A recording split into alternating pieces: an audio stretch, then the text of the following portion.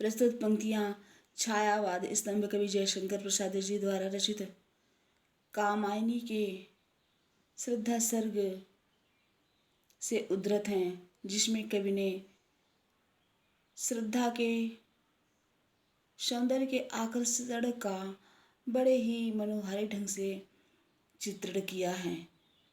और देखा वह सुंदर दृश्य, नयन का इंद्रजाल अभिराम।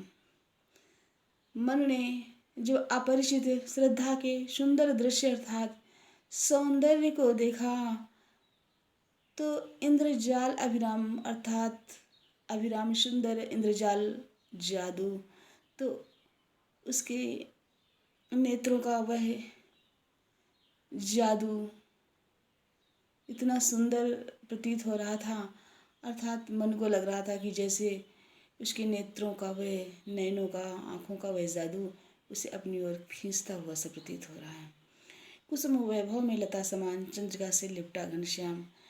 तथा कुसुम वैभव अर्थात फूलों से खिलखिलाती हुई और सजी हुई सुंदर सी डाल की भांति वह शोभायमान हो रहे थे।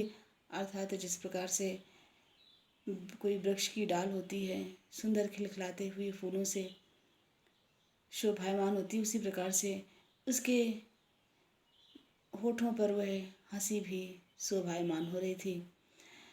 चंद्रिका से लिपटा घनश्याम, घन अर्थात बादल, श्याम काले।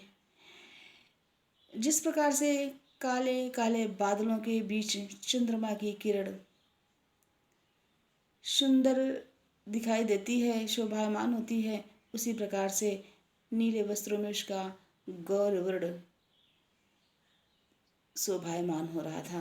हृदय की अनुकृति बाह्य उदार, एक लंबी काया उन्मुक्ति।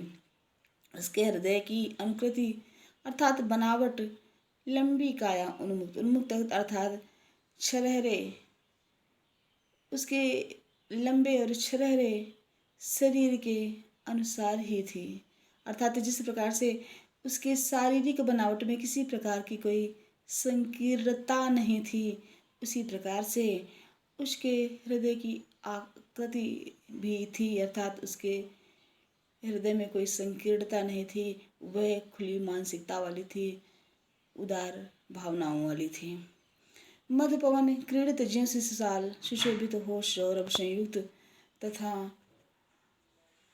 जिस प्रकार कोई शिशुशाल, शाल अर्थात श्रृंगार का छोटा सा पौधा, मधु पवन बसंत के मंद मंद पवन से सौरभ संयुक्त सुगंधित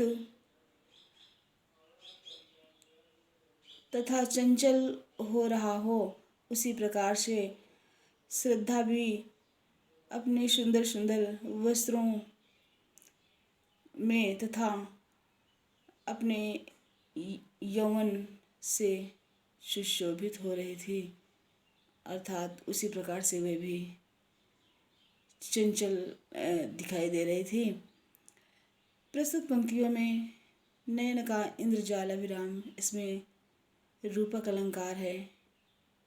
कुसुम वैभव में लता समान, चंद्रिका से लिपटा घनश्याम, इन पंक्तियों में उपमा अलंकार है। एवं संपूर्ण में अतिशयोक्ति अलंकार है। प्रस्तुत पंक्तियों में 16 मात्रों का श्रृंगार छंद है। कवि ने प्रस्तुत पंक्तियों में श्रद्धा के सौंदर्य का वर्णन बड़े ही सजीव ढंग से किया है।